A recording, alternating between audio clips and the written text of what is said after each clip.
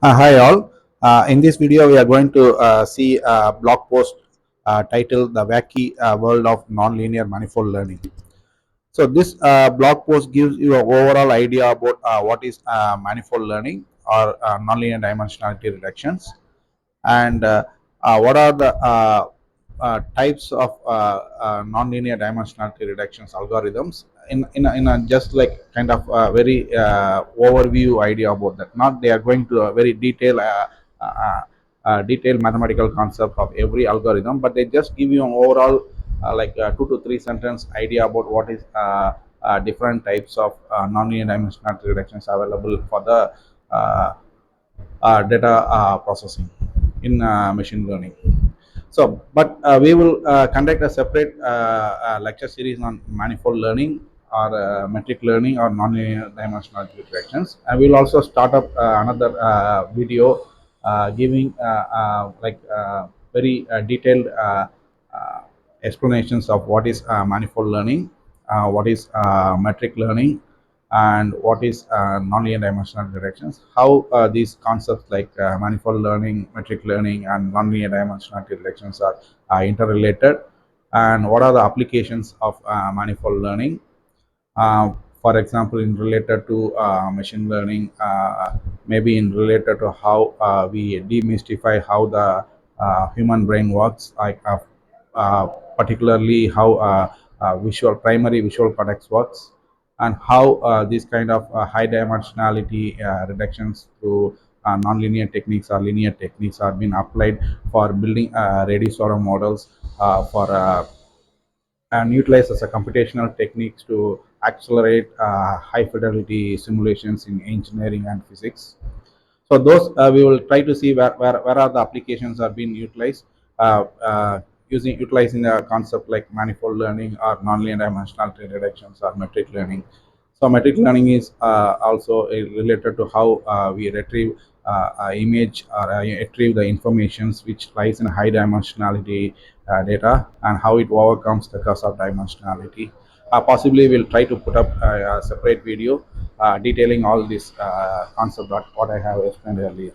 So in this intention of this video is to just go through whatever it has been mentioned in this blog post, just give you an overall bird's eye view of what are the algorithms available in the current trend for nonlinear dimensionality reductions.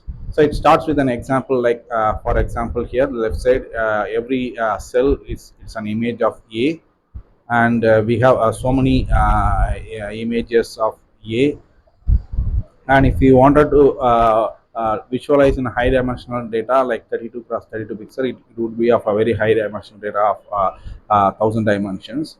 But we know that through the human eye we can able to visualize that all these pictures can be correlated by only with 2 dimensions. One is it related to the scale, and it related to the rotations.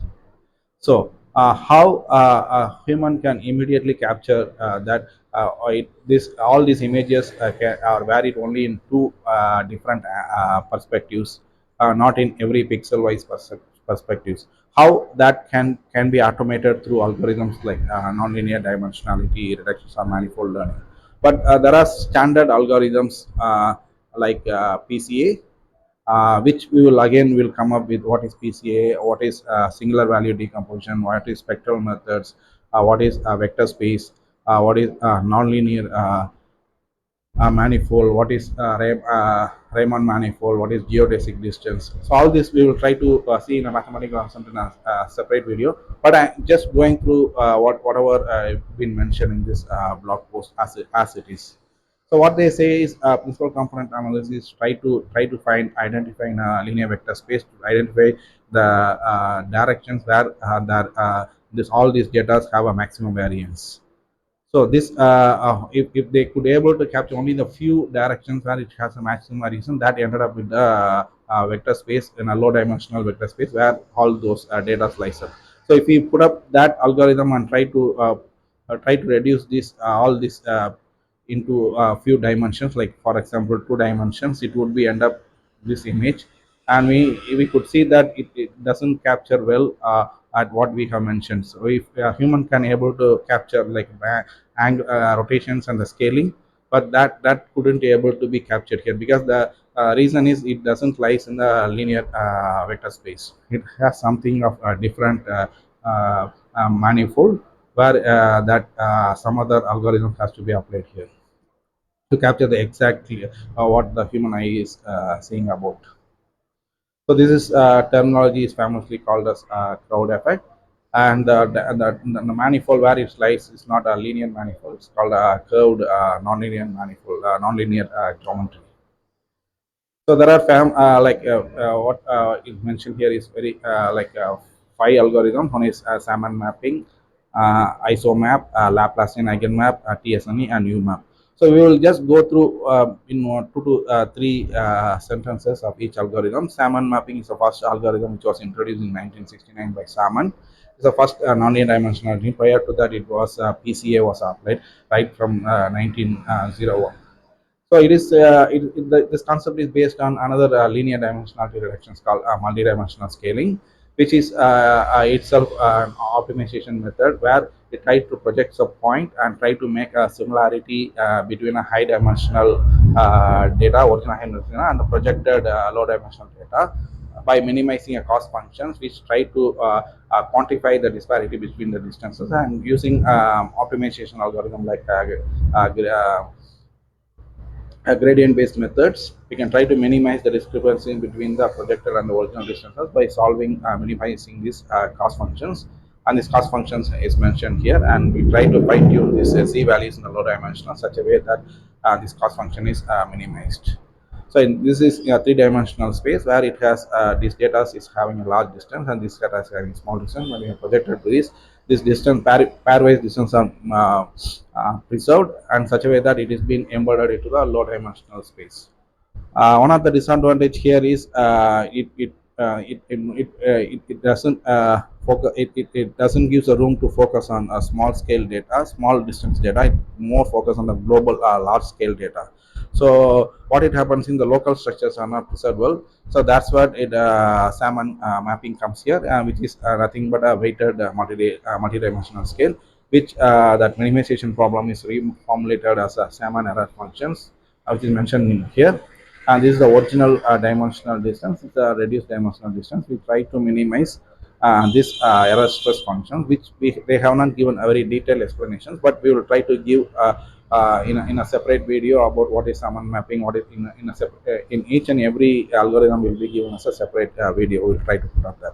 But here the intention is to describe as it is, try to give overall idea.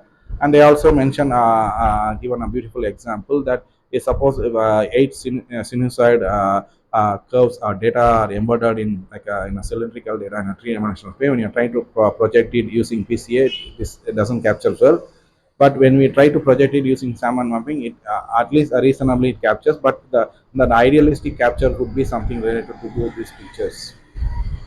Then the next example would be ISOMAP, which was introduced by Joshua Tenenbaum from MIT in 2000, and it is something like a kind of a embedding where it has relations between the low dimensional and high dimensional data. And a very good example that was introduced during that time is a Swiss roll. And if you are trying to put up a Euclidean distance, it won't preserve this manifold or this geometry.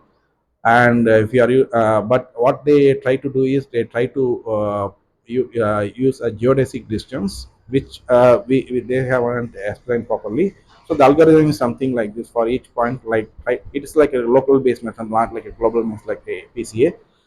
Try to for each point try to find out the local neighbor and join them and try to form a graph.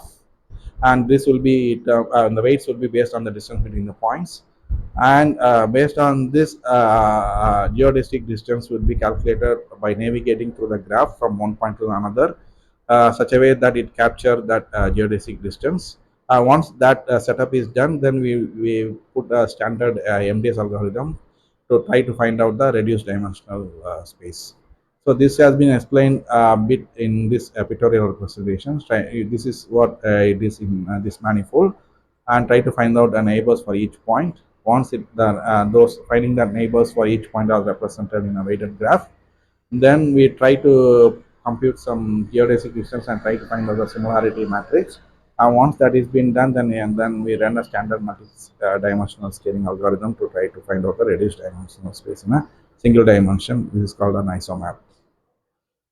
So when they have illustrated in a pictorial representation called Swiss roll, if you put a PCA, it doesn't capture as well the data. But if you isomap, the data are very well being captured in a two-dimensional space, such a way that the neighborhoods are being preserved.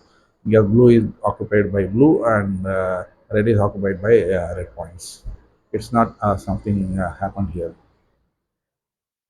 And Laplacian eigenmap is similar to the isomap. It's also forming a weighted graph, but the weighted graphs are formed based on spectral techniques.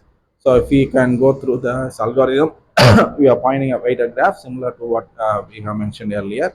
But these weighted graphs are formed through like for example Gaussian kernel for exponential decay and try to find out how much decay it has to be. It can be a very small value or it can be a high value.